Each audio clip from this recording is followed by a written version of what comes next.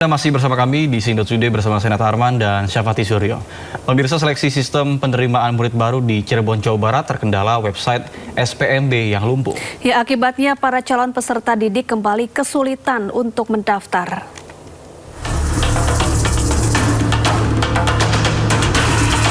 Dalam beberapa hari terakhir, calon peserta didik dihadapkan dengan sejumlah kendala saat melakukan proses pendaftaran siswa baru jenjang SMA. Mulai dari situs SPMB yang sering mengalami gangguan hingga sulitnya mencabut berkas pendaftaran di sekolah pilihan pertama. Para orang tua maupun calon pendaftar di Cirebon, Jawa Barat kembali dibuat bingung dan panik.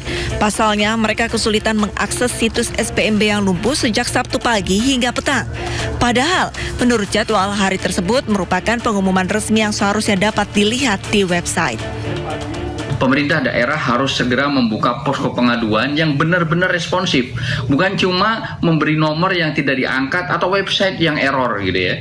Fokusnya sekarang adalah bagaimana kita mencari solusi yang paling cepat dan paling works. Siswa dan orang tua siswa pun berharap proses pendaftaran dan SPMB bisa berjalan lebih mudah dan lancar. Dari Cirebon, Jawa Barat, Mahardika, iNews melaporkan. Pemirsa, massa yang tergabung dalam Aliansi Rakyat Memanggil menggelar aksi unjuk rasa di Simpang 3 Gejayan, Sleman, Yogyakarta. Ya, massa berasal dari berbagai kalangan, mulai dari mahasiswa, akademisi, buruh hingga pengemudi ojek online.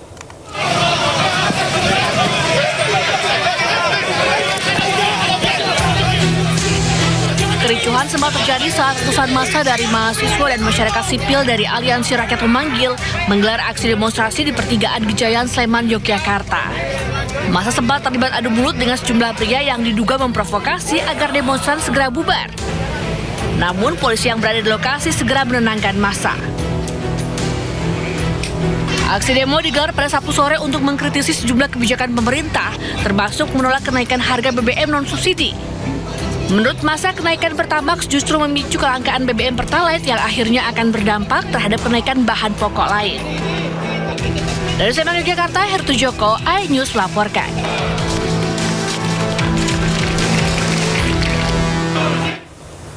Pemirsa, ratusan mahasiswa di Solo, Jawa Tengah menuntut polisi membebaskan 2 rekan mahasiswa mereka yang ditangkap. Kedua mahasiswa ditangkap polisi saat melakukan aksi demonstrasi.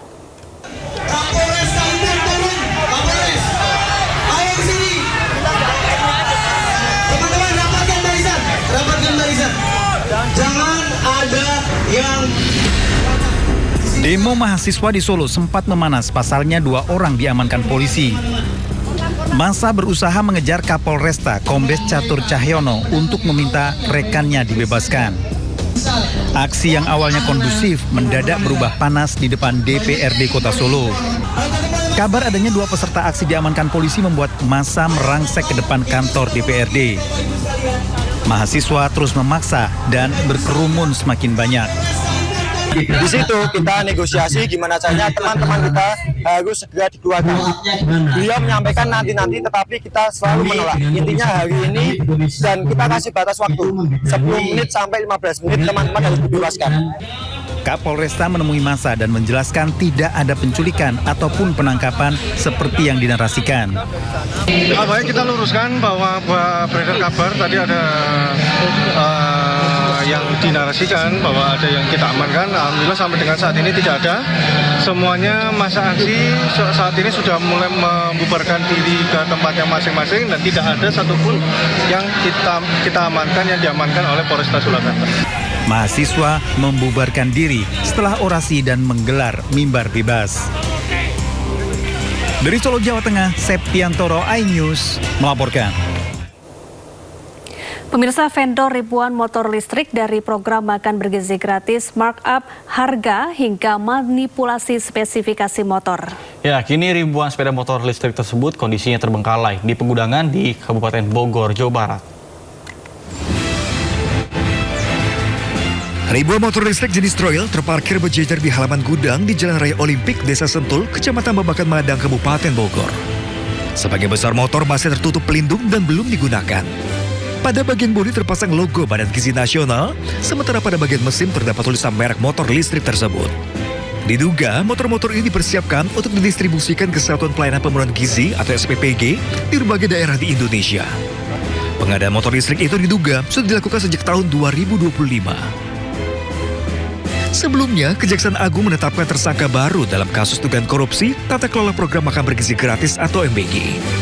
Tersangka baru adalah Komisaris PT YAT, penyedia sepeda motor listrik yang diduga terlibat dalam proses pengadaan dan kerjasama dengan pihak internal Badan Gizi Nasional. Pemeriksaan Saudara AM sebagai saksi dan berdasarkan 2 alat bukti yang cukup, maka tim penyidik menetapkan Saudara AM selaku Komisaris PT YAT sebagai tersangka dalam perkara penyidikan dugaan tindak pidana korupsi tata kelola MBG pada BGN tahun 2025 sampai dengan tahun 2026 yang merupakan penyedia sepeda motor listrik. Sebelumnya, Kejagung juga telah menetapkan sejumlah nama, termasuk ex-pejabat Badan Gizi Nasional yang diduga terlibat dalam jual beli titik layanan dan pengadaan barang. Tim Liputan iNews melaporkan. Pemirsa, Presiden Prabowo Subianto memanggil sejumlah anggota Kabinet Merah Putih ke kediamannya di Kertanegara, Jakarta. Ya, salah satu yang dipanggil adalah Menteri Keuangan Purbayayudi Sadewa. Selain Purbaya, hadir pula Menteri SDM, Menteri Pendidikan Tinggi, Sains dan Teknologi, Kepala Badan Pengaturan BUMN, Menteri Sekretaris Negara, serta Sekretaris Kabinet. Dalam pertemuan ini, Presiden Prabowo Subianto menerima laporan dari Menteri Investasi dan Hilirisasi Rosan Ruslani mengenai hasil kunjungan kerjanya ke Amerika Serikat serta sejumlah negara di Eropa dan Asia. Presiden Prabowo menekankan pentingnya penyampaian informasi yang transparan kepada masyarakat. Prabowo menilai publik perlu memperoleh gambaran yang utuh dan berbasis fakta mengenai kondisi investasi nasional serta prospek ekonomi Indonesia ke depan.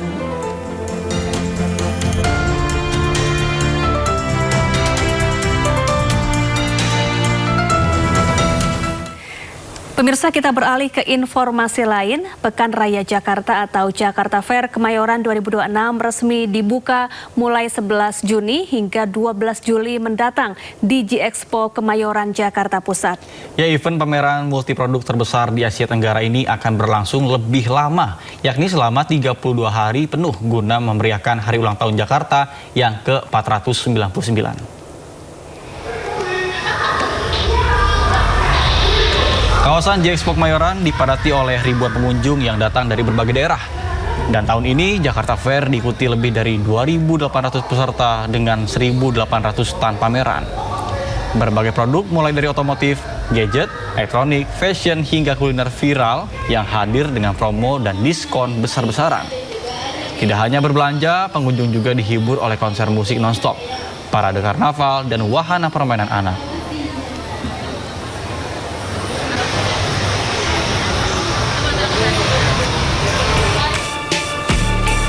Sementara itu, menyambut Hari Kemerdekaan Republik Indonesia, sebuah festival musik dan juga kuliner Nusantara akan digelar di Kemayoran, Jakarta.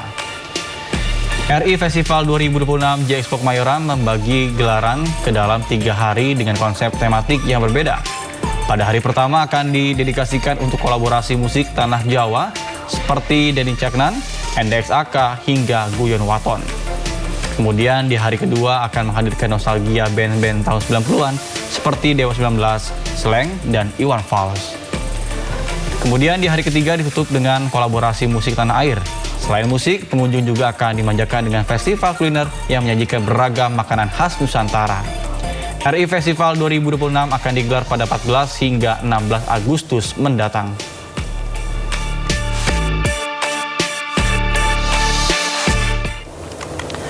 RI Fest 2026 hadirkan band tahun 90-an digelar pada 14 sampai dengan 16 Agustus 2026. Dan kita ke informasi lainnya, pemirsa, perayaan juara tim bola basket kota New York Knicks berujung ricuh. Ya, massa yang berkumpul merusak hingga membakar bus sekolah yang digunakan untuk operasional Piala Dunia.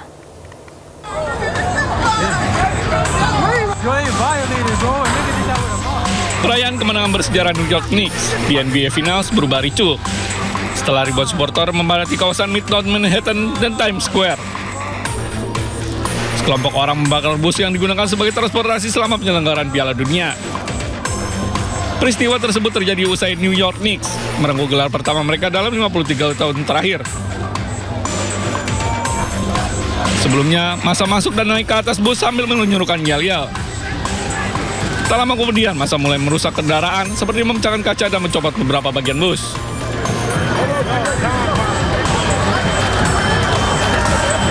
Tindakan ini memicu polisi membubarkan kerumunan massa. Polisi New York dilaporkan mengamankan sejumlah orang. Sementara penyelidikan terus dilakukan terkait aksi pembakaran dan kerusakan fasilitas umum tersebut.